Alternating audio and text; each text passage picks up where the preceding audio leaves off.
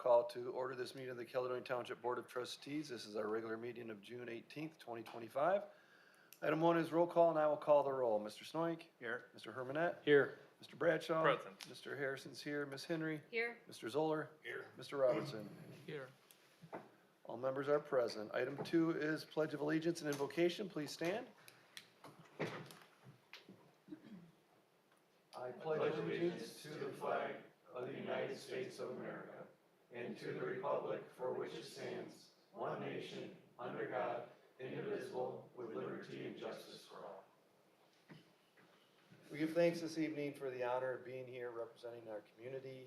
May we do the work that's been given to us thoughtfully and representing those who have sent us here. May we be thoughtful with each other, work well together, and be pleasing to you. We give thanks for those who protect us while we're here, those in the police and fire and military. Please give them your protection and comfort to you, their families. We ask this all in your name. Amen.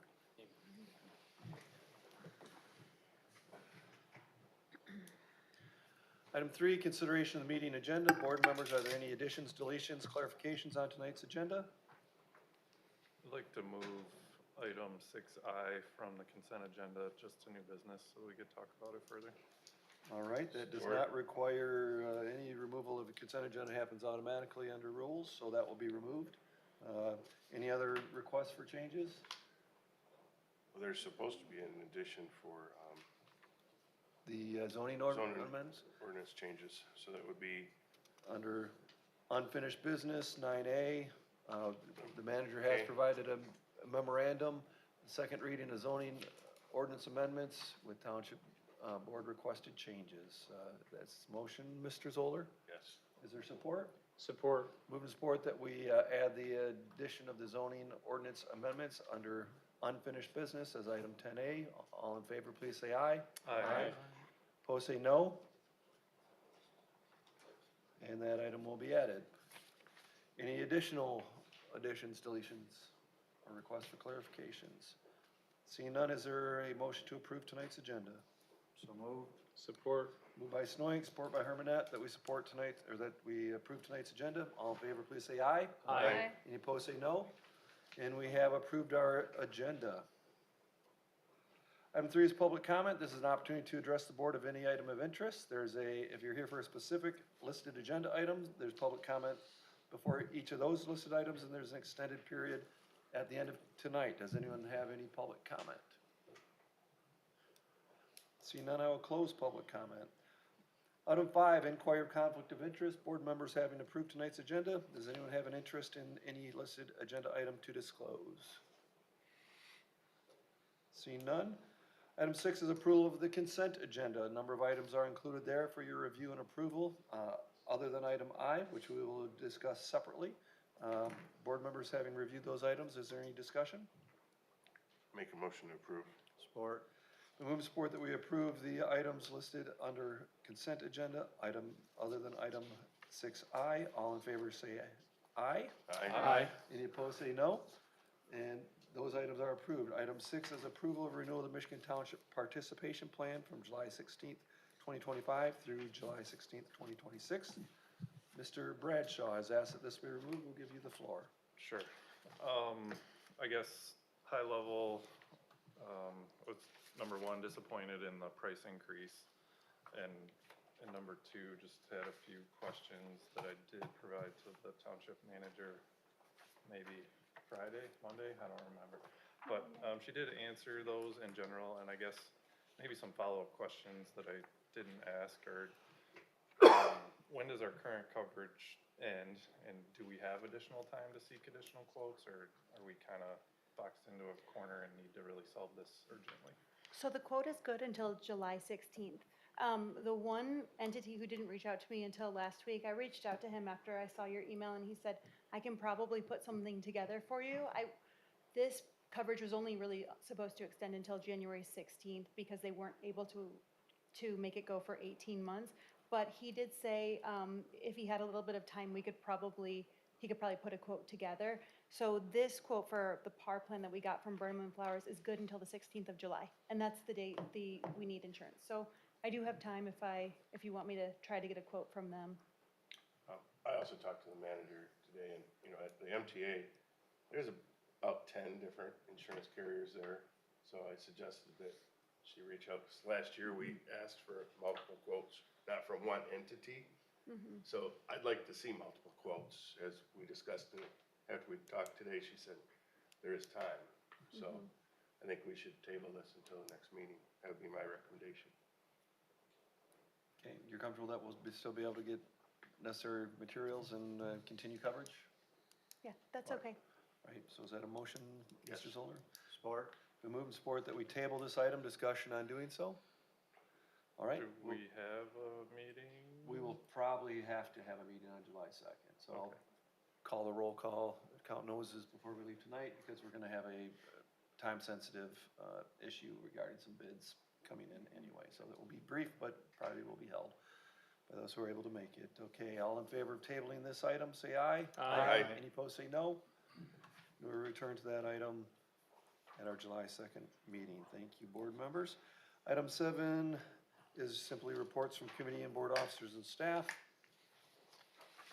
Please take time to review those and appreciate the time that goes into preparing those so that we can be familiar and aware of township activities throughout the departments. Any questions on any of those, commentary? Seeing none, that allows us to move to new business, unfinished business, and that is the zoning ordinance amendments. You have a memorandum prepared by our manager, and I'll recognize the manager for a brief introduction. Absolutely. Let me just pull that out of the back of my stack. This came to the board as a first read right before Memorial Day, and then it was tabled at the last meeting in order to get the comments in. And the comments I received from the board were to allow 1,200 square feet in R4. I believe it was like 900 something before. And then the other changes were to allow a 15% increase if architectural standards were met in RR, R1, R2, and R3. And then the third was to remove the setback requirement that says nothing can be parked on a driveway in the front yard within 50 feet of the setback. That setback was requested to be removed, so residents can still park in their side and back and in their front driveway, just not the front. I know that I talked to Rick at the beginning of this meeting, and he is concerned that a lot of agricultural homes, they use their front to store their trailers, and he was concerned about how this would affect our agricultural users. I think that's a valid point, so otherwise I believe we have everything that was requested from the board in these amendments to look at, and we are able to continue this as a second read if the board is okay with the changes that were made. Okay, with that as an introduction and prior to board discussion, is there any public comment on their requested zoning amendments? Okay, seeing none, board members, discussion on the requested amendments. This is under second and final read. Recognizing that, Mr. Robertson. I want to make sure I understand it. Are we saying now that I'll just use an example of boats, for example, can be parked in the front yard or not? Not the front yard, but the front driveway, yes. Okay, all right, okay, so, and the front yard being defined as anything forward of the front wall of the house, not related to how far the house is set back from the road? I believe that's the interpretation, although somebody could potentially argue that, but I think that was the intention of our legal team, was that people can park in the side or rear, they can park in the front driveway, but not the front, from the front forward. All right, so the front yard being defined as the front wall of the house.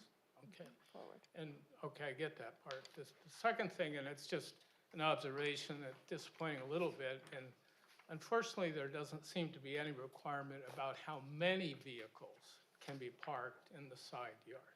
You know, I think the typical scenario would be somebody has a trailer, somebody has a boat, maybe they have both. But I'm aware of a property near me that when I went by there the other day, there were 6 jet skis, 1 power boat, 1 pontoon boat, and in the neighboring yard, there were 3 power boats, 1 power boat and a trailer in the backyard, and a junk car with a hood up. It's been there for a year. I think there's a concern that by adding a number to this, that we're becoming more like an HOA than a township. So if the township would like to put a number, we can certainly put that in there, but. No, I'm just saying I'm disappointed. I don't expect to do anything about it because I think this is a unique and egregious case that really represents a home business and not a private individual that just collects boats. Is it possible to document ownership, and is that relevant? Well, the I've defender- thought about that only because it's unlikely that all those, you know, and I know every boat has a registration number on it, and maybe there's an index, you can look up the registration and see who the owner is. I know with airplanes, you can look at the tail number and know who owns the airplane. I'm not sure that's true of boats, but with license plates on cars, for example, you can't, you know, go to some state website, look up a license plate and know who owns the car. I don't think that's possible. So, but that would be an indication to me that the boats are not owned by the owner, but are being either stored there, repaired there, rented from there, or something, which would be a home-based business. Brian, Mr. Snoik? my concern that I brought up is, as soon as you will include ag, now farmers will not be able to put tractors in front of their house, gravity wagons, hay binds, hay wagons, they will be under this ordinance as well. And how far off the road do you have to be before, I as a homeowner, that's the only flat area that I've got in my house, my front yard, my front side yard. So I no longer am able to park trailers there. I'm gonna have to park them on the hill. They're licensed, they're active. So this is the problem I have with creating an HOA in a township for ag and rural residential. I understand, and I actually appreciate Dick's thoughtful approach, not trying to cover everything when we're looking at a narrow, what I think most reasonable man standards would say is unreasonable. Is a time-based restriction. The farmer who needs to park the tractor isn't likely to need it there for 30 days or more. You know, it's temporary and occasional. Is there a ability to address this through how long things are accumulated in one place? Dick, I'm looking to you with the case study here. Just, you know, based on my anecdotal observations, I don't think it's the same boats and vehicles each time. So it's a You know, revolving it's door a of- different, it's a revolving door, which to me is, I don't think, from my point of view and the neighbors that I know, the issue isn't so much the fact of where they parked, it's the fact that there's a business going on there. And that, under our rules, that type of a business would require a home-based business permission or permit from the planning commission, as opposed to home occupation. And I think if that were the case, I can't see the planning commission signing off on something like that, because typically the concern is, what is the impact of this to the neighbors, to the, you know, the setting and so forth. I don't, in Rick's case, and I don't want to belabor it, but I don't think, you know, your neighbors are going to argue or be upset that you're doing that. Where I live, I get stuff in my mailbox from neighbors like, why isn't something being done about this thing? I just have a couple of comments. It does say recreational vehicle parking. And I would feel like farm implements are not recreational. That's, If you read 3.36 though, it lists every kind of trailer. And if they're gonna include this with trailers, yeah, I guess to me, it's implied that it's recreational vehicle parking. Can we switch this to first read? Get those corrected if we're gonna have a meeting in 2 weeks. We can Wait till our simply second reading. not approve it on second reading, that we could take no action and Have it brought back in 2 have it weeks. brought. But what is it that we want to change it to, I Yeah. guess is my question. We It wanna says eliminate that. recreational vehicle. We wanted it all eliminated, you know, so far back. There's people who don't have backyards. Where are they gonna park their stuff? Well, not in the front yard. Well, if they have no backyard, it's Side just, well, it's just like somebody on the lakefront. They get to park put their barn up front? We allow them to put their barn up front, can't they park their trailer right next to their barn? Should be. Well, side yard, yeah, I guess to be determined. I understand the question, but I don't know that I'm a de facto. Because this isn't doesn't say if you don't have a backyard, this would create, go ahead and park it in the front yard. We're back to, What would yours be considered? well, my front yard is that between my home and the street. This talks about the driveway. My driveway comes into my side yard, so, I don't know, is that the front of my house? Yeah, Well, there is required, setbacks in There- backyard, side yard. And so you can't have a house that doesn't have a side yard or doesn't have a backyard. I think in our zoning ordinance, to the extent that I'm familiar with it, there is a special distinction for properties on waterfronts, whether it be lakes or rivers.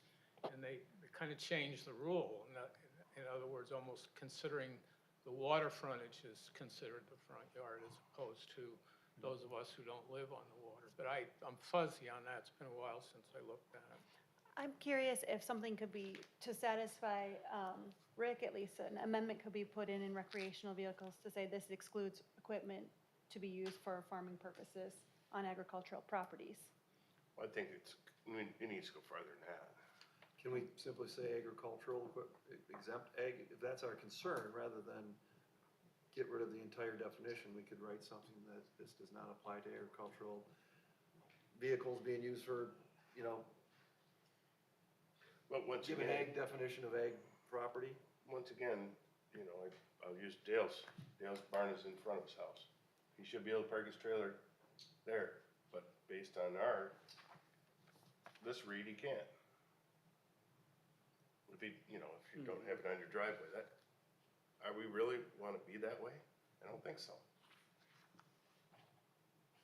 I do think where you have multiple driveways, parking areas established that are, solid surface, it's not as uncommon or objectionable as when people simply start assembling things in the front yard on the grass and so This on. doesn't address any of that of Dick's Just neighbors. Having a discussion on the I do understand, conceptuals. Brian, that, a residential area, you've got to have these restrictions, because it does start to look, when you get houses on half acre. But when you're rural residential, you got a house on 2 acres, or you got a farm, or you're an ag, residential and ag, like me, I'm 500 feet off the road. And I got a 20-foot drop once I get behind my house and my barn. My flat area is in front of the house. ZBA.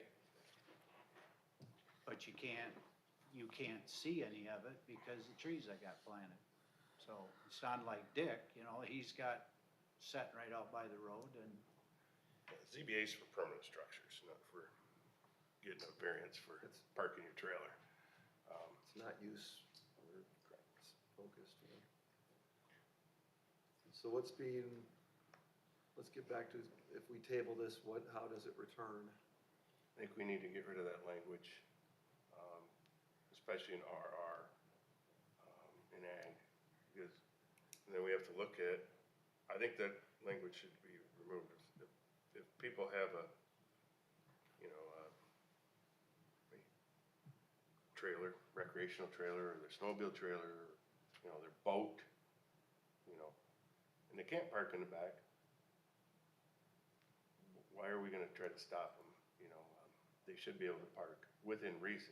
I think there's another ordinance we have to consider when we're talking about home-based businesses and stuff. But this isn't a driveway. This allows parking of your boat and recreational vehicle in your driveway.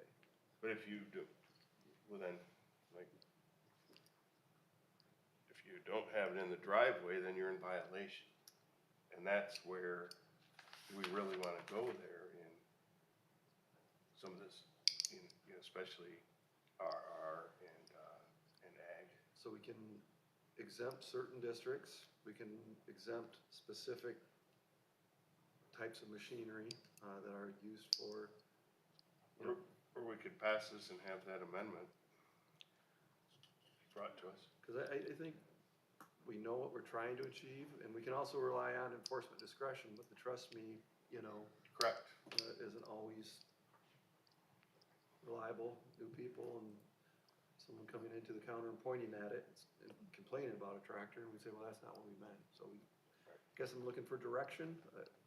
Tabling's fine, but I'm not gonna table just to delay. We should have a specific thought of how it's gonna come back. Mr. Well- Bradshaw. I did some brief research. So Plainfield Township has a similar ordinance. They allow parking of recreational vehicles in a driveway for up to 3 days. Kentwood allows parking of a recreational vehicle in a driveway for up to 5 days. Otherwise, it needs to be in your side yard or your rear yard. And if it's in your side yard, you need to place it as close to your home as you reasonably can. And I guess I have that concern too. If you don't get along with your neighbor for some reason, and now you want to park your camper right on your property line, I think there's some additional improvement that we can put into the language just based on some quick Googling that I've seen from other communities. And I guess personally, I think we need to have a limit in the driveway. I don't think you should park your camper or your boat in your driveway 365 days a year. If you need to get it ready for a weekend, whatever. If you need a week to get it ready and cleaned and prepped, that's reasonable, but I don't think you should keep it in your driveway all the time. Mr. Robertson is, Sorry. Well, only You're next. to take a different point of view from Greg, I think we do want something that limits what goes in the front yard, because Cherry Valley, where I live, is rural residential, and nobody would argue that what's going on there is not an egregious violation. It's not what we want to see, that everybody is free to park. They don't have room in their driveway, so they start parking their cars in the grass, or their boats, or their trailers. And then the idea is, well, it's rural residential, that doesn't matter. I think there is a community standard that, those of us who live there, are disappointed that that goes on. And I don't even have to go all the way down to the boats to have the problem that we've got people with a lot of stuff in their front yard. So I don't think the zoning district should be the determining factor. Now, well. I look at, Yep, we have, pretty much every street has some problem. North, south, east, west. indeed. And can we fix all of it? We haven't done it before. Are we gonna, all of a sudden, we're gonna go down here at 84th and take care of that gentleman? No. Well- So this is more about parking, and I understand where Tim's coming from. The 3 to 5 day, my HOA had like a 24-hour.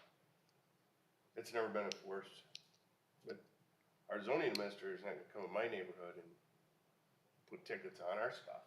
We're in a private neighborhood.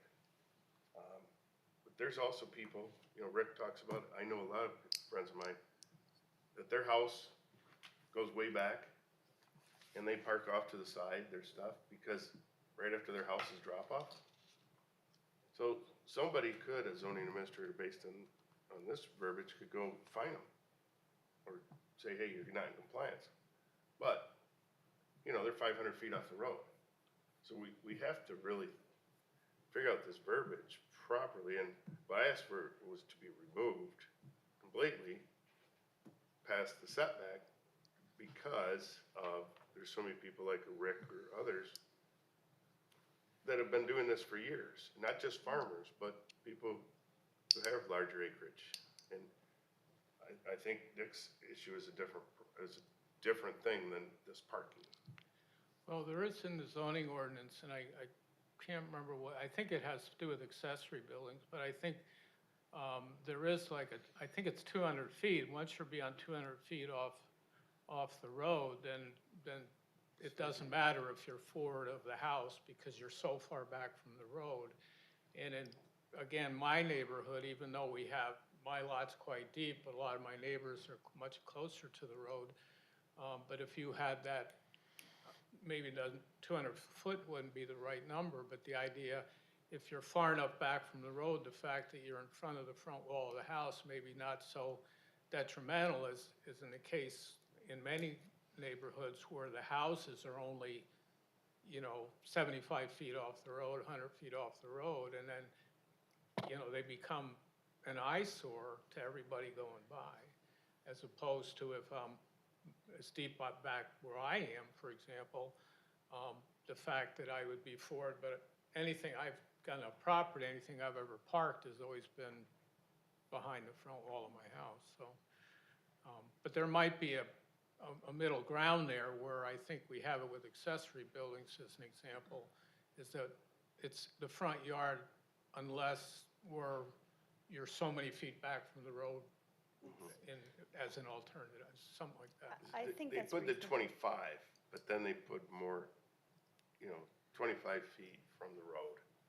But then they added all this other verbiage that, I know. Allison? so. Would you like us then to say no parking in the front unless it's more than 200 feet? Well, I don't know that No. 200 feet's No. the right number, but some number more than 25, I think would be.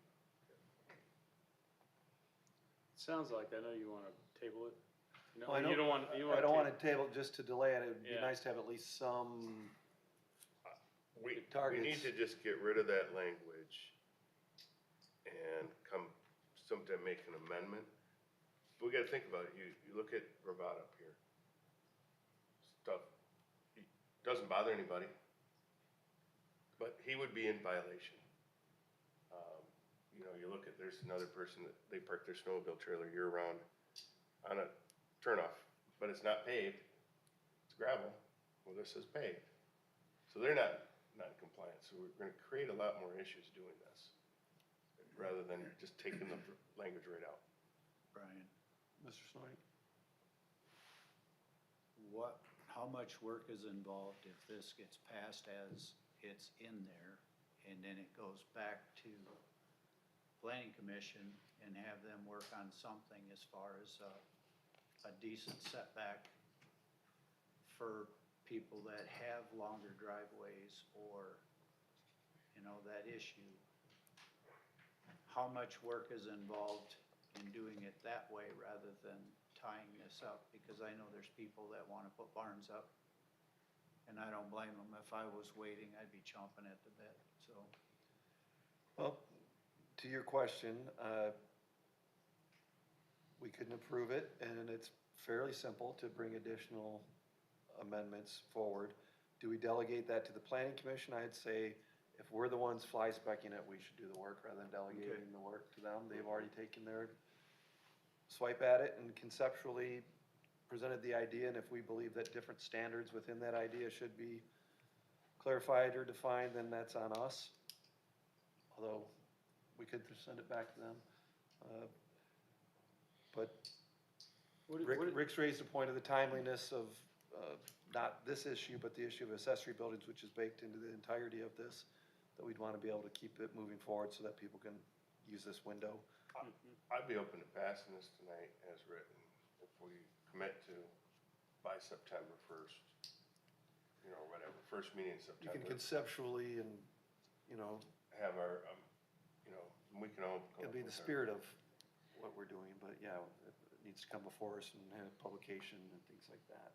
But Well, I mean, could we just take it out, to Greg's point now? and You then can, pass- we that's can why we approve it. couldn't do it last meeting. No, I don't think you can take that out of on the second the reading. zoning ordinance. I think it's gotta be approved as a whole. as published, yep. Right, So- we have so to that there's no approve it. bait and switch. Right, We have- to the- right. to the- That's what we ran into last, a couple weeks ago. We couldn't, Mhm. it was I'm too gonna- late to make our changes. Make And a mo- I'm just Yep. gonna Madam say for Clerk? discussion too, that I'm wondering if, should we also include the planning commission and our zoning officer before, I think we yes, I'm have- saying approve this, but Yeah. maybe if we're gonna fine tune stuff, cause this all came from somewhere in the first place, so. My understanding came from the planner. Not from zoning or anybody, it came from the Yeah. planner to planning. That's where. But I just I'm wonder at if a maybe loss. we should talk to all those people. I agree. I floated to, I believe, Greg and Brian, that I think that when it comes to this discussion, with these things that are so, there's a lot of feelings with them, I think it should be like the planner, the manager, a representative from the board, or maybe two representatives from the board, working before it even comes to the board, kind of to make, and the zoning administrator, to ensure that the language is correct. The zoning zoning administrator, she's the one who hears all the complaints. She knows what people are looking for and what they want. Her input is valuable. So I think maybe if you guys are willing to approve it tonight, then we get a roundtable together and we kind of try to hash out exactly how we want it to be written with everybody's considerations in mind. I know the problem we're having right now is that everybody kind of has a different idea of what should be or shouldn't be in there. So, but I think that getting a table of people together and having the input put in will get a better outcome than what we have here. I think, Brian, however you're gonna do it, it's we do need to pass something to get people that are waiting, what Greg said earlier. We can do that, but I'd love to, at least in the minutes, capture, we're delegating it to someone to come up with something that allows A, B, and C, but not X and Y. Something that at least sets up guardrails. So the approval's easy, and I'll make a motion that we approve, because we have to approve it as a whole or not, so I'll make a motion that we approve. I support. So, any discussion on approval? I do have another, for the residential accessory buildings, my concern lies only in the 15% addition. When the planning commission took this up and created the original table, the reason was we were getting so many special land use requests. And my concern is we're gonna have every single accessory building is gonna want a special land use now.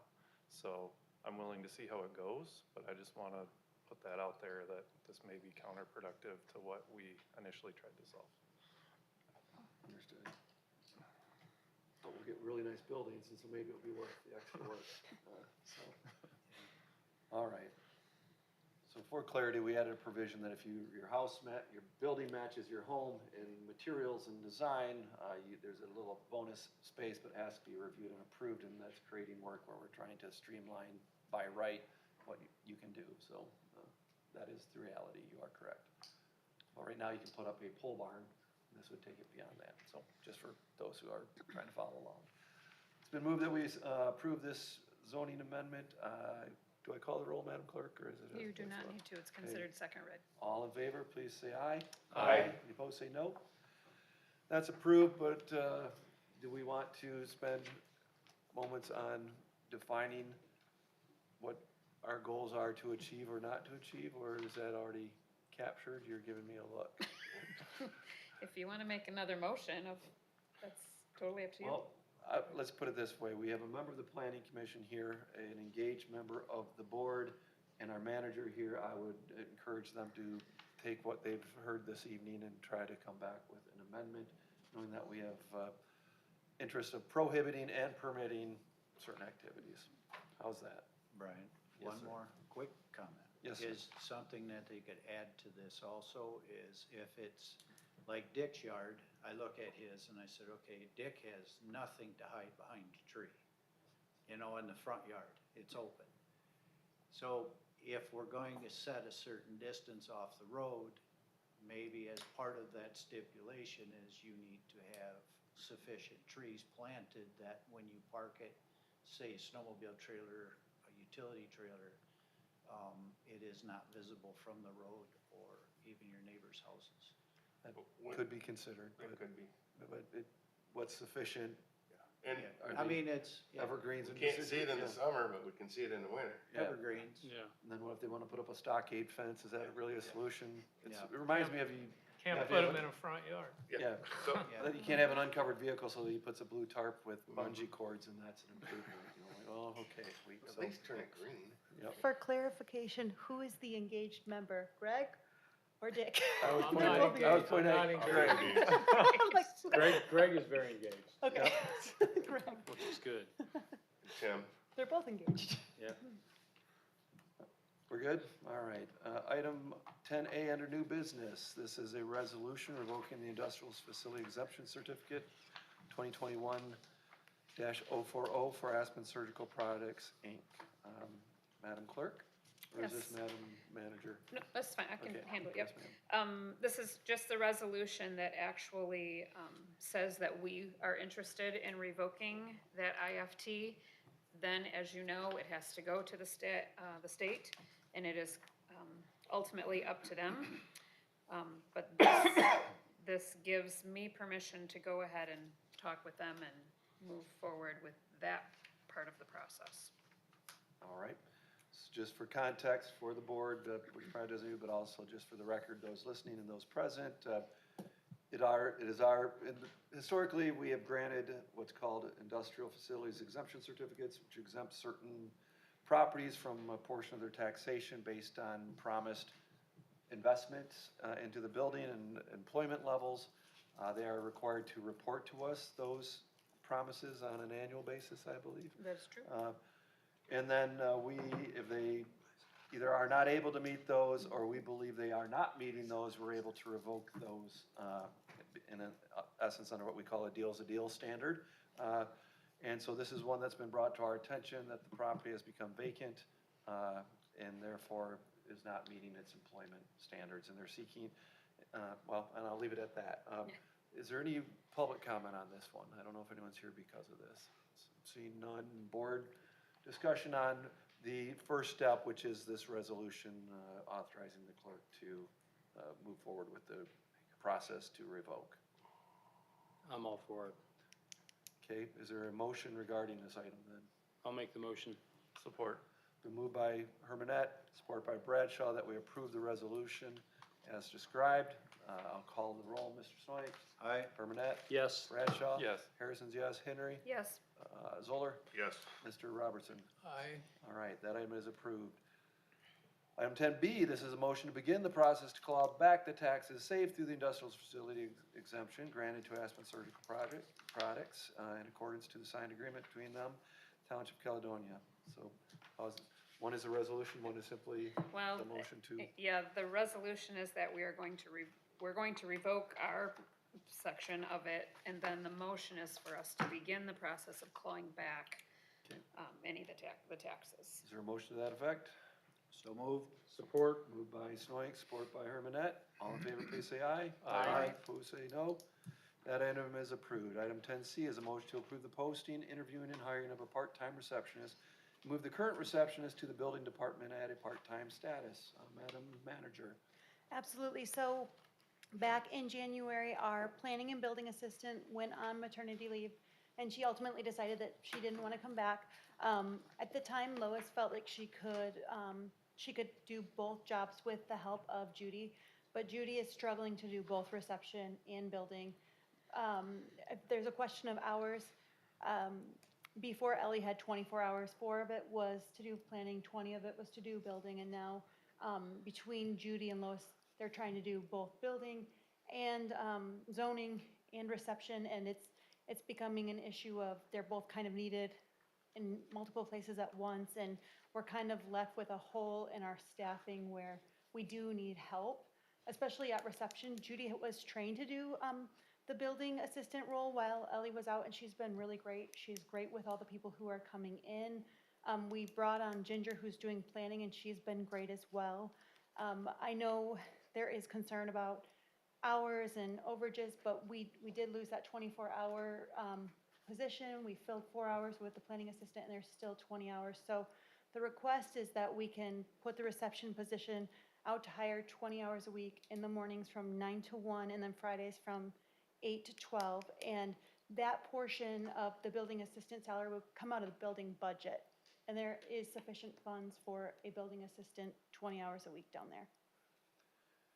Okay, with that as an introduction, board member discussion? Well, I would like just, I guess it's an observation. I don't really see where this kind of a move or a step on the part of the manager needs board approval. We hire a manager who by any measure should be the HR director. These are the kind of decisions I think are typically left to a manager and don't really, this is kind of like sideways movement, really. I think you're moving people around within the department to achieve the best efficiency and use of staff. I don't see how we as board members contribute, significantly to those kind of decisions.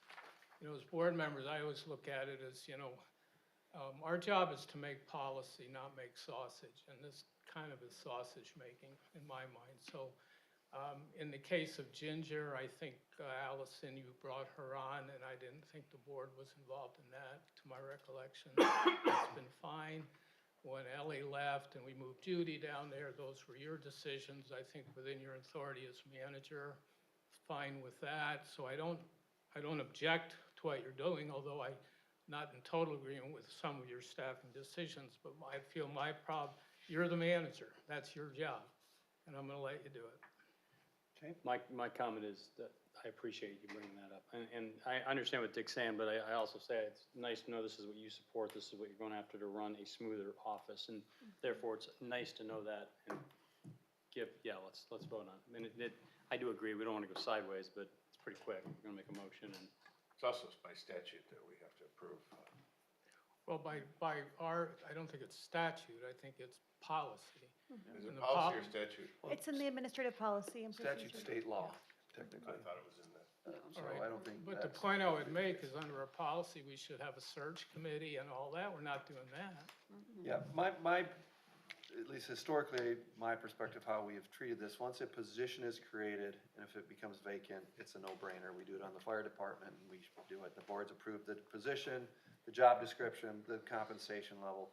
That's not the problem. I think part of the concern here where people wanted to step in is that, one, do we have salary creep as a whole? Are we adding out, by moving someone to a new position, are we adding additional costs or total compensation?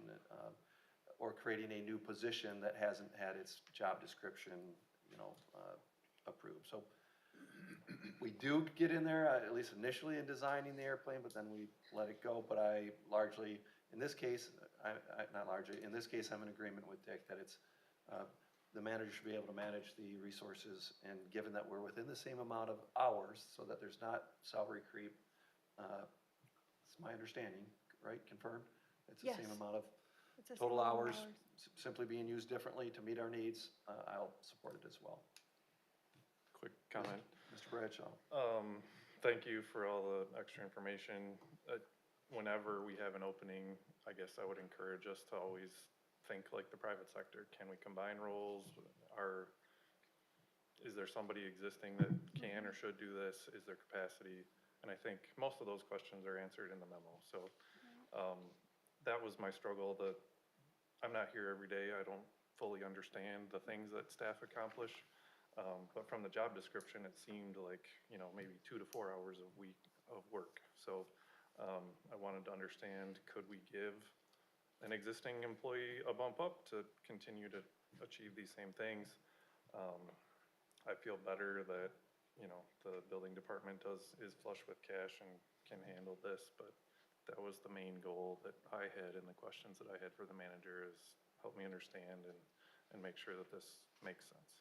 And I would like to speak to it too, Tim, because I think you bring a good point. Our staff does often do more than one job at a time, but since Ellie has been gone, a lot of the staff have tried to step in and cover, and there is a very noticeable gap. When Judy's down in building, our treasury department is often taking calls, and they're kind of getting frustrated that their work is being interrupted. So the reception position is important. They do all of our ordering, all of our phone answering, helping people at the desk, dog licenses.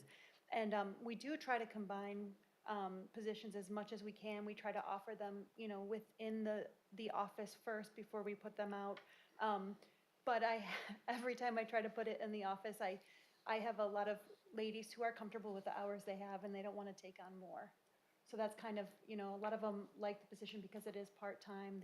They don't want the extra hours. And I know that traditionally our board we haven't really gone to creating a lot of full-time positions. We try to keep them part-time. Okay. Motion regarding this item? I'll make a motion, we approve the posting interviewing process. Support.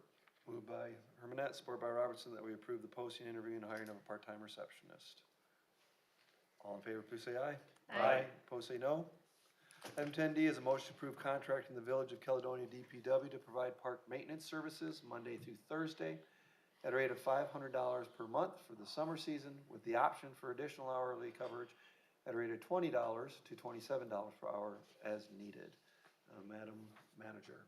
Absolutely. So when we brought on Justin, he was happy to work on call. I think that, and he's here and can speak to this, but he does have a full-time job. So as all of us know, the park, the needs, they grow with the season and the summer seasons. We have a lot more people walking the trails, using the trash bins, using the picnic tables. So he's fine with helping with the weekends and the events, but he has asked, if he can get additional support, that would be great. The idea to use the village was a combined thought between asking Kent County Parks and the village if they had any leeway to help us. And they said, we'll charge you $500 a month. It's 2 hours, Monday, Tuesday, Wednesday, Thursday, all of those days. They'll clean the bathrooms, they'll take out the trash. And the good thing about this recommendation is they have a staff. So while we rely on one person, they have multiple people who can help us. This is not all year round. This is just for this season. They do have the bandwidth to also help us with snow removal if necessary. But I think it's something to consider as we move forward and talk about, expanding these departments is maybe utilizing our neighbors if they can help us to accomplish some of these things. It's better than relying on one person who may already have so much on their plate, they're not able to handle all of it. Okay. Any public comment? Seeing none, any board discussion? I'll start. We're entering an agreement, not a contract. Who determines the scope of duties? Who is directing this work? I don't want to overcomplicate it, but that devils in the details sometimes with these relationships. How do you perceive this working? So it would just be, there's a set of responsibilities: removing the trash, removing the doggy bags. Park or bathroom cleanup, they would count their hours and charge no more than $500 a month. Justin said that it takes him 2 hours to accomplish all those duties. If there are events during the week, they'll set up the cones at 6 o'clock in the morning, they'll take them down. But they felt that was a fair rate for those 4 days of work, 2 hours, and that's where they came up with the calculation. Do they provide or do we provide the supplies? We purchase all of our own supplies for the park, and we leave them in the maintenance building and the picnic pavilion. Mr. Bradshaw? I'm cautiously optimistic this is gonna work awesome, but is it just we send the village an email that says, hey, this didn't end up working out, and we wanna stop at the end of August, for instance? Is it that simple? Yes, It's yeah. not a written agreement? It's not a written agreement. They're just happy to help. There's Yeah. no contract. They're there. They're happy to help. And then the second portion of this motion is that $20 to $27 rate is like if Justin was to go out of town for the weekend, they could have one of their people, step in, and they just get paid the hourly rate of what they're paid at the village to cover. So Yeah. we don't ever have to worry about being without a maintenance staff person. Overall, I think this is awesome government collaboration. I just always try to solve for the worst case, so I think this is gonna be great, but. We'll see. Yep. And more keys will be going out to the maintenance building. Yes, we can make more keys. there. We can store the stuff there or in the picnic pavilion. I'll get with Justin. We can create a list that they have, that they know what needs to be done. We don't have cards, we have cameras, but all that stuff should be able to be put in the janitorial closet. And then they wouldn't need to get into our maintenance building. I think That's what that's we fine. should be doing. I think that's totally fine. If we don't want them to use the maintenance building, we can just put it all in the janitorial closet. And then if they need the maintenance building, they can contact somebody at the office and we can. All right. Everything last fall was in the maintenance, in the janitorial. Yeah, oh, okay. And I just want to state, and I'm not trying to be a problem at all, but I just want to reiterate that we really need a maintenance plan for our trails and our parks and all of it. I know we're working on it, but we really need that because, yeah, this might work this year, Well, we have the county mowing the trails, so we have I get it, yep, stopgap yep. filled the And that's what I'm gaps. and that's fine, and that's all good. I'm just saying, we gotta keep that on the path of getting it done. I agree. I'm hopeful that, the park and trail strategy and vision will help us create that maintenance plan. I know in talking to Kent County Parks, they don't really have maintenance plans. They just have employees that know what to do. And I know that's not a great answer, and I know it's probably not the way of the future. We should have something in place. Tim laughs, but that's what I was told by Kent County Parks. We don't have We got a maintenance Kent County plans. Parks Facilities manager here, so They've I've got asked a me to feeling help you them may put a hear a plan rebuttal. together. Yeah. Oh, did they? And they have a Parks and Rec department, so. Well, and Grand Rapids Township actually does, they do have a maintenance plan, but their maintenance plan, they rely on Kent County Road Construction. Kent County Road Construction actually goes through all their trails, they determine what needs to be repaired, and then the township pays Kent County Road Construction and they make the repairs. All right, I make a motion to approve the agreement with the Support. village. All in favor, please say aye. Aye. Any opposed, say no. 10E is a motion to approve the replacement of 6 damaged fence posts at the pickleball court at a cost of $5,686. I assume this is coming to us simply because of the amount. Yes. Is there any questions on the requested repairs? Just, did we ask about insurance? I did ask about insurance, but our deductible is $5,000. I can certainly put it into insurance, we're still gonna pay for it, but it might affect our rate. And it's 5,000 per occurrence? I don't know that it's per occurrence or that's the deductible for the year, I need to check that out. Good question.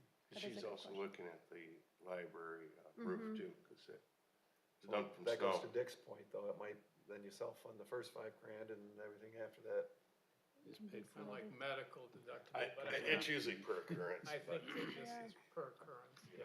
I will say when it comes to this motion, just for some background, that storm back in May with the high winds and the tornadoes, there's wind screens that have been placed at the pickleball courts kind of to prevent the wind from affecting people's pickleball game, moving the ball. However, the wind caught on that net and actually forced the poles to move. So the question becomes, do we want to keep those wind screens? Because there's an additional fee we can pay to make it so that they'll work, or do we want to just take them down? So this doesn't happen again. Let's approve the replacement of the fence posts first and then have follow-up. Well, I think we should, we're gonna do the base bid, then we should also add the 2-inch pipe. Cause we've provided the windscreens all these years, and people are gonna complain about it if we remove them. We probably went ahead and So put in heavier pipe. put in the heavier rather than pipe. remove them. Okay. And it said they could try to straighten them, I'd like to see that before we just replace them. You can, I mean, we can try that. I know, I talked to Tim briefly, and he did say that when this happens, that they can straighten them, but I think the integrity of the fence, once it's bent, becomes an issue. But if they have a sleeve, that should help. It should. So I'm not a fence expert, but I do know that at least like on corners of a fence, those corner posts are a different gauge than the regular straight line posts. So maybe we should replace these 6 posts with a bunch of corner posts because they're thicker gauge. Like, It looks like the those are the attempt, same as like my corner posts. Is that what they're saying on this with the? No, they wanna sleeve it, Oh, to make it strong, to reinforce it? yeah. And that's on top of the base bid to replace it. Mhm. Well, no, they said that the first option was to straighten and put the 2-inch sleeves in there. That's what I read, right? I could be wrong. This is extra, add to sleeve existing. Yeah. Attempt to straighten the bent post and insert reinforcement pipe, I'm gonna 1,700. make the bold but similar observation that this is like staffing, that we have a manager and that when it comes to things like facilities, that's really not a policy decision and that we should be getting out of the reading of specs and simply authorizing repairs.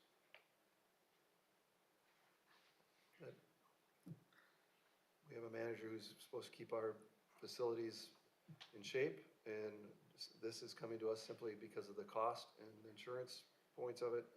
I don't think we should be speccing it out at the board level. It should either occur before it gets to us, or not at all. Are you making that a motion? I make a motion, supported a motion that somehow gives her authorization to proceed. Support. Hard stop.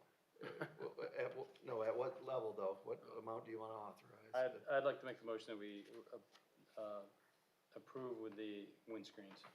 Oh, so you want the 5486 plus the 4680? Oh, That's what I'm saying. We need a specific motion to proceed, but I don't think, I just That's don't want my to get caught motion. up in the. Yeah. I'll make a motion that we approve the repairs at the pickleball post in the amount of $6,000. Okay. Okay. support. All right, all in favor, please say aye. Aye. Any opposed, say no. Thank you. We could probably look at planting some evergreens as a natural windscreen. There are all kind of evergreens There on is. the There's a north lot of side. Right up against it. Mhm. So I guess, there we go.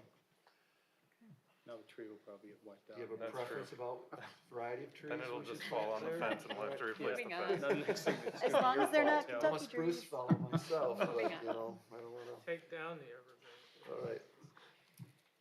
All right, item 10F is an ordinance, this under first read, to amend the zoning ordinance of Trustees Township, Caledonia regarding the application of Todd Shaw at 7611 68th Street. Madam Manager? Yep, so Mr. Shaw is requesting that this piece of property that is currently zoned as commercial C2 be zoned for him to be to R2 so he can build a house. The planning commission approved this. It's a small lot, but it's still able to be buildable. The planning commission said yes, so this is I believe, is it a first read? This is that tiny little lot that on the corner of 68th Street and was that Thornapple River. Thornapple River Drive there? That's 7/10 of an acre, so it's. And it's, Small. it had a sign on it, Yeah. Brian, years ago, Yep, if you yep. recall. A Realtor bought it. Yeah. And was using it for a sign location, Yep. right? I think it's a great little pickup, and I hope you put something cool on it. I've often thought it'd be a cool place to infill a home, so if you can get the required, if it meets zoning and far setbacks and any ZBA requirements, I'm for it, so.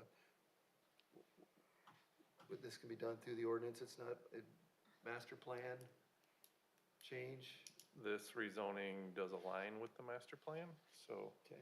that's a big part of the reason the planning commission approved it. All right.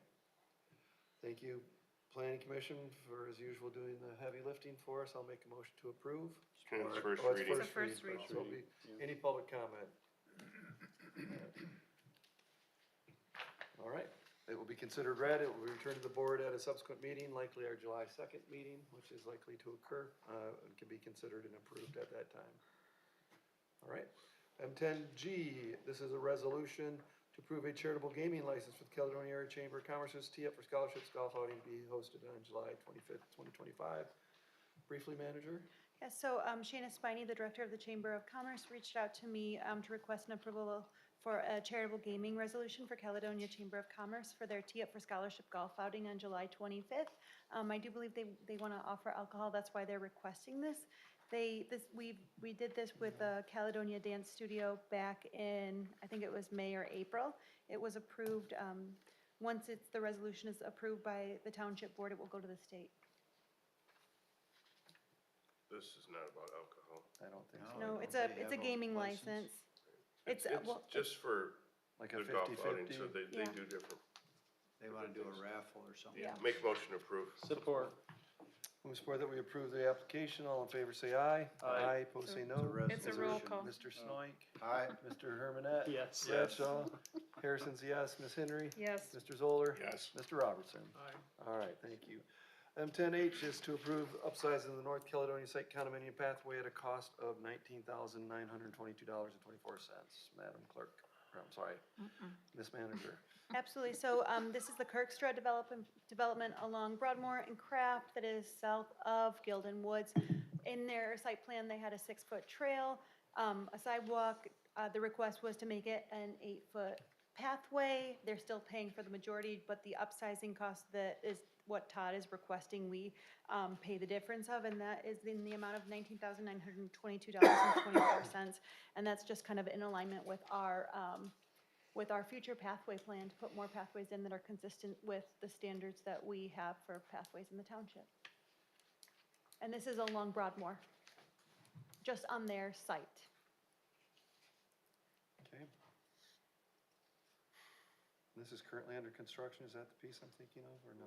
Yes, it's the 8-unit commercial development, the Kirkstra development that is going to have, I believe the first office is a dental office. I'll make a It's motion. actually First Company's trailer out there. It's right across on the west side of M37 from, what is that, Graymore up in there. Gotcha. Right there. Okay, yep. By the daycare. I'll make a motion, we approve the upsizing. Support. Moved by Hermanette, support by Snoik. Any discussion? All in favor, please say aye. Aye. Opposed, say no.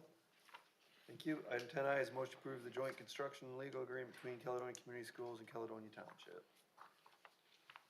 I would say this is a matter that's been before us before, the need to relocate a water main on school property has been necessitated by the redesign and construction taking place on that property at the football stadium. We're being asked to cost share and by we, it would be the water fund, for clarity, cost share the cost of this relocation. And we have done that on a number-specific basis, but when the bids came out, there were fees and possible other associated costs that they've now asked us to approve in a formal agreement that would simply set it at a percentile agreement. Is that a fair? Yeah, I think, so one of the requests I did make to Dirk was to provide an updated bid. I think I sent that out to everyone, but Todd estimates the actual cost will be between 170 and 180,000. When we originally saw this project, I know a concern is that we were told it was going to be between 40 and 50,000. And like Brian stated, it is the water customers who are going to be paying for it. I think that we have to acknowledge that. But I also want to say that the longer we wait, the more expensive it is. And the school has said that if we don't approve it, they're just going to keep building the bleachers. So the legal implications are great. Their condition is that they approve if we approve. But Todd wanted me to emphasize that the longer we wait, the more expensive the project becomes. In my opinion, it's a lose-lose for the township either way. So We're getting a new pipe. I mean, there is a benefit. You're hitting the reset button.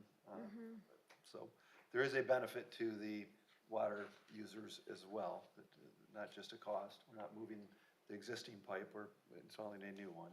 The So- access to the pipe will be better afterward too. So it's not a lose-lose, but it is a current cost that could have been avoided if things just stayed as they were. So I'd make a motion to approve. I support. Discussion? All in favor, please say aye. Aye. Opposed, say no. And it is approved. Thank you, board. Item 10J is a motion to approve an extending a 2-inch water service line to the Caledonia Township Hall. Ms. Manager? yes, so currently the water is connected under this creek. It was always meant to be a temporary solution, but the cost to open the sidewalk to bring a water connection is expensive. With the fire department doing their, they're doing some changes with their sprinkling system, and they're already opening up the road. This kind of gives the township an opportunity to bring the water from across the street at a reduced cost. And that cost is, I've got to look at the back, my last memo. 14,950? 14,950? Yes. Yes. Yes, $14,950. All right, and the benefit of this new service? The benefit is that the way it is currently situated across the creek is not the best way to have the water line run to the township. It should have probably been fixed a while ago, but there is a cost. So the benefit is that it's not as expensive as if we did the work on our own to open it up. Mr. Engineer? Sure, Mr. Chief? Sorry, not my wheelhouse for department necessarily, but to maybe to provide a little background with this for everybody else, because I would have left earlier if Todd was here to pitch his own sell here. But essentially, back in mid-2000s, shortly after we moved in here, the water service into this building, the water main did not come across the creek. So it was bore shot underneath the creek, a 4-inch poly line brought up in the front yard, and then there's a sleeve that comes into the buildings where we get our 4-inch service right now. Todd's deemed a 2-inch line is sufficient for the building, especially we're running a 6-inch line in for the fire sprinkler system. But the interesting thing is, he's kind of said that poly line is it's not bad now, but it's something that's gonna need to be replaced at some point. The way it was done was, as Allison mentioned, non-conventional at the time. Now that the main runs across here, we're gonna have the street open, the trench open, everything else like that. He more or less wants to lay a 2-inch copper line in for the future, because come to find out, the sleeve say if we even wanted to reuse that, the 4-inch sleeve to connect is underneath the generator that we put in the front yard. So he doesn't even think we can use the same pipe coming into the building without potentially moving the generator, which has a gas line, everything else hooked up to it. So his comment was when he heard that we were gonna dig a trench from the main across the street, have a 6-inch, he goes, what a great time to run a 2-inch copper line in. Even if we don't connect to it now, you connect, run it right in the same trench as the 6-inch that you already approved earlier for the fire department. To me, even as a taxpayer, I feel like it's a savings to the future, because as you said with everything else tonight, things aren't gonna get cheaper in cost, and if you have to go back later, dig a trench across the street, make a tap, come back in, it costs who knows how much more. So he heard that we were doing this, and he reached out to the low bidder. I think, you know, he moves pretty quick, because I was surprised we didn't even get approval of accepting the low bidder yet, but he already asked the low bidder, who was Excel, to give him a quote, because the township uses them for installation anyways. And so Carson from Excel said, yeah, we can run a 2-inch copper line across the street while we're right there for X, which is the quote you had before you. So that's just a little context about it. It doesn't affect the fire department or else anyway, but I was concerned the history may not be there for everybody. So I don't know if anybody has any other questions on it, but. Move approval. Support. Moved by What's his name? Jim. Support by Rick. We'd have We to wear approve. name tags. All in favor, please say aye. Aye. Opposed, say no. Item 11 is public comment. We have the PAR plan that we moved. Oh, No, we already Nope. We discussed that. talked about it, She's gonna come back for more bids. my bad. Yep. It's all right. yeah. Ha, I'm the you're not the secret only one. one. Yeah. Brain fog right now. Okay, public comment. Public Yes, comment. Hey, yes, sir. Welcome. My name's Justin Nichols, resident of the village, business owner here in Caledonia. I guess I'm just asking for some clarification. About a year and a half ago, I was denied one of the liquor licenses. I would like a second look at that liquor license, before I was denied based on, my menu. I was contacted by one of the trustees about a month ago for an opportunity to expand my kitchen, and we are going through with that. And one of the sticking points before was also my hours, which were presented as the current business hours that I had, which was 7 to 2. With that liquor license, I would be able to be open later in the evenings. And so my question is, how do I proceed? Is there the original application that can be reopened, or do you need my additional $100 and resubmit another one? I am not sure, I would have to check the rules myself, but it would seem to me, because the last one was denied, we would have to start fresh with a new one, but I can find out for you, Justin, and let you know. Sure. If you can leave us your contact information, your name and your phone number and your business address, and or I can give you my email. We to have reach it, out. yeah. Everybody knows where I live and where I go. We all have his number. Yeah. Some have worked for That's me in the okay. past, children have worked for me, so. That's all right. But anyways, yeah, so I can reach out to you. But just, That's okay.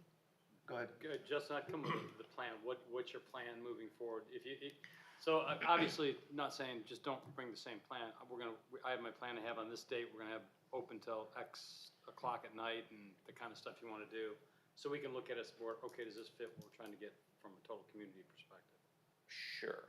So, I'd rather not give that information out now, just because last time when I gave it out, it kind of went a little sideways. Well, Yeah. I guess we did create a set of criteria that we're looking for you to meet. Correct. And so the best way you can document that you can meet that criteria, because I believe when we looked at your current business plan or structure, hours, menu, you know, the things that are in there, square footage, availability to the public, there's a number of things we go through. I think that will be in your application. You don't have to give away the ingredients to your menu, but we do look at the menu though, so at least, yeah, but I'm with Dale, you differentiate yourself from the last application, given that it fell short. I don't know that we've hit the point yet where we're changing the criteria, so if you believe your new design is going to meet the criteria, that's what the target is. If you're asking us to change the criteria, that's a different conversation.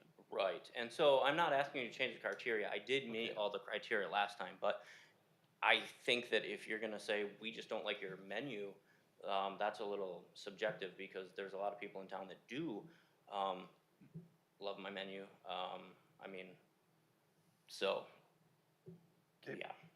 Well- I will reach out and we'll get something going. All right. All right, Yes, sir. thank Yep, you. Yep. Any other public comment? Seeing none? Board comment? I'm good. Just going to, 4th of July is coming right up. I mean, it's You mean like- Independence Day? Yeah, now? Independence Because Day, yeah, it's it's not the 4th of July. So- Independence Day is coming right up, and it's like, it seems like we all good. I want to make sure everybody's, I know we'll have the cow there, we'll be handing out stuff, and, Yep, so as far as the township's involvement, we have an approved parade. We have an approved fireworks plan. We have a volunteer base that organizes the parade. It has been brought to our attention that we need volunteers for the parade route for safety. The village, whose streets we use, will be placing barricades, but those need to be placed up as the parade starts to lessen the amount of time they're closed. But they also need to be ensured they're placed up so it makes sure no one is able to enter the parade route. So there's this balance of not shutting property owners out, but at the same time keeping cars gone during the time of the parade. So they've suggested we need 12 volunteers. I've asked for clarification of where they would report to. Could we cover one intersection with one person? Are they doing two? So I'm not sure why that number, but we will need volunteers, personnel on that day, and we'll provide more details. So you may be asked as citizens and board members. We may look to staff. We've had paid volunteers for some of our events, and I've at least suggested if that's necessary, we can look at that, and then looking to other organizations to assist as well. But that is a new requirement that we will be ensuring we meet to work well with the village. and given that it's that the Saturday before, it's the 6/28, that's an early date, but it falls exactly what we've done in the past, so I just, For decades and decades, Yeah. yep. And I've pointed out, we have a Christmas parade not on Christmas and an Easter egg hunt not on Easter. And so we're very comfortable with I've missed all of those. celebrating Independence Day not on the 4th of July. Okay, Mr. Bradshaw? No comments. I have nothing. Madam Nothing. Clerk. Mr. Zoller, Mr. Robertson? Could I just beg your pardon just for a couple minutes? Couple comments. One about, as you know, I'm a faithful walker of the trail, and I make it a point to walk every foot of the trail system pretty much every week. Last week, for the first time, I actually walked the new trail from the Davenport Athletic Campus to the corner of Craft, which is where the existing trail up to Davenport exists. Very nice trail. It's wide. It's not, the road is entirely done, but it's a very nice path. And so my compliments to, I'm not sure, I was trying to think who paid for that, or we paid for part of it. It was We paid- federally funded. Yeah, so it's nice. I like it. It's separate from the road. It's not just a line on the road, which is really great. The second part of my walk takes me north from there all the way, well, eventually all the way to the airport viewing area, typically. But there is a section of that trail by Davenport, just under the underpass on M6, that's in terrible shape, just terrible. I've complained about it a number of times, and my question is always, who's responsible for that paving on the trail? There is literally a volcano coming up in the middle of the trail. It's about this high, just welling right up in the middle of the trail. Somebody hits that with a bike in the dark, they're going flying. But it's all broken up. It's not something that you can dump some rubberized stuff in there and fix. It's gonna have to be fixed. So the question is, there's no question it needs to be fixed. The question is whose responsibility is to fix it in going forward. The other concern I have about that trail, it is not holding up very well. There are a lot of longitudinal cracks. When I walk all the other trails, if there are cracks, they go this way across the trail. But this trail, the cracks go the length of the trail. There are weeds coming up through there. They're only going to get worse. And so again, the question is, who's responsible for that? And who pays for that? And I hope when we put in this trail that we're just approved tonight, that whatever the specs are for that trail, they're better than the specs that were required when Davenport or Meyer, whoever put in that existing trail. So those are my concerns about the trail. And then speaking of the trail, one of my routes often takes me up behind the library, and I noticed in the manager's report that 2 coffee trees were taken out of the dog park because the fruit of the tree is poisonous to dogs. But the trees have been placed right along the trail, which is most commonly used by people walking their dogs. So I'm not sure that's the best place for coffee trees, and if so, maybe there should be signage there indicating that dogs should not be eating the stuff that's fallen out of those trees.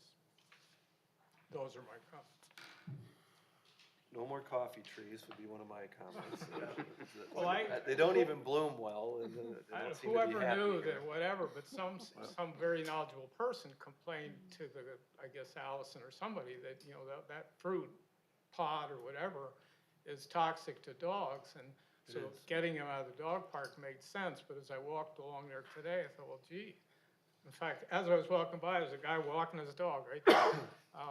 And so I said, well, maybe that's not the place for a tree that's got toxic products for dogs that are always walking by there. So anyway. All right. You know, my last comment I want to say to Dick is, I do agree, there's been so many different people building the trails in different areas, whether it's a construction because it's a housing addition they're putting in front. So I think that is something that we're gonna have to look at, how do we maintain it, but we'll be the ones that'll be fixing it. That is the answer. I mean, we're responsible, so. Yeah. So we're responsible for fixing sidewalks and around houses? No. No, That's how trails. No. But we didn't put that trail in. We did not. But you required sidewalks, so what's the difference? I guess we'd have to look at our ordinance and yeah. we can, well, speaking of sidewalks, I know that a community can change its mind, can say, we're responsible, you're responsible, because it's happened in the village. You know, we've seen it historically where the village said they would take care of it, and then they've asked the residents to take care of it. The city of Grand Rapids has changed it as well, and sometimes it's a sweetener to having a road tax or something like that. So, to be determined, I guess, I would say that as written in their site plans when we required them to build it, I don't believe we had a requirement that they maintain it, let's put it that way. And so that if we are seeking maintenance, it wasn't a condition of the approval, is my understanding. Yeah. Or that they clear it, and that's an issue with our trails and sidewalks as well. So as you create pedestrian infrastructure, taking care of it, making it accessible seasonally is an issue, and those answers aren't currently Yeah, resolved. Yeah. ask me to do the budget, I think that's something we just have to put in on an ongoing basis of this year and from a maintenance standpoint, because we do have to, That one wasn't done properly. They have It probably did it. willows, they yeah. didn't kill them. Yep. Or dig them out, they just kind of. Allison, if you're bit of taking sand and gravel notes on it. as well, I would say right next to Right and Tight, there's the opposite of a volcano, there's a little sinkhole that's been filled. It looks like they had to do a cutout to get to a valve, maybe there. Where's They this filled at? it right Right and Tight? between, Right and Tight is across from Campbell Whitneyville Corner, and Whitneyville and 68. 76. Okay. It's a, Oh, right and tight, my bad, yeah. yeah, Right and Tight, okay. not Hilltop, but Yeah. Right and Tight, literally in front of their building is the trail. There was a cutout of something, because you can see they filled it with hot mix or whatever you want to call it, a different material, and it's sunk. So whatever they did, they didn't fill it, and it's now something that you could easily, it's a considerable depression. I can ask our contact at the road commission if they can take a look at it and give us a quote to Maybe see they how can get a much it shovel would. and a shovel full of fill or something in there. All right. Whoever cut it up should be responsible, and there's no water and sewer there, so that would be. There's something under there, Yeah, because there's would be a- mistig. It's It would probably be- fiber, Yeah, and it's. trying to find them. Chased my tail for years with that stuff. Move to adjourn. have you caught it? Sport. All in favor of adjournment, please say aye. Aye. We are adjourned.